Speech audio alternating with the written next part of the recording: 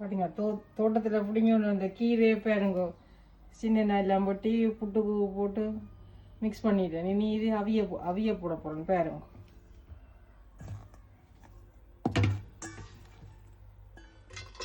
கீரை புட்டு பார்த்தீங்களா, தோட்டத்தில் ஒரே ஒரு கீரை தான், அது நல்லா செழிச்சு வடிவாக இருந்தது. அதுவும் பட்டை போயிருந்ததை ஒரு நாள் தண்ணியை ஊற்றி ஒரு மாதிரி இருக்க வச்சு பிட்ரீஸாக வந்து பாருங்க ஒரு புட்டுக்கு கீரையாக சேர்ந்துருது பாருங்க.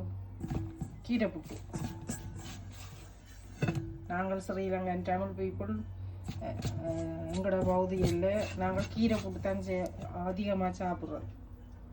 எங்களோட அம்மாவுக்கு கீரை புட்டுன்றா நல்ல விருப்பம். அம்மா இப்போ இல்லை,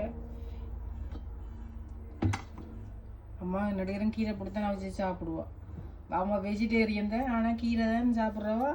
ஆனால் அவளுக்கு ஒரு வருத்தம் கிருத்தம் எதுவும் இல்லை, சுகமாக ஆரோக்கியமாக இருந்தவா. பிறகு 87வது வயசுல ஒரு 2 மினிட்ஸுக்குள்ள அப்படியே மயங்கி விழுந்து அப்படியே செத்துட்டா.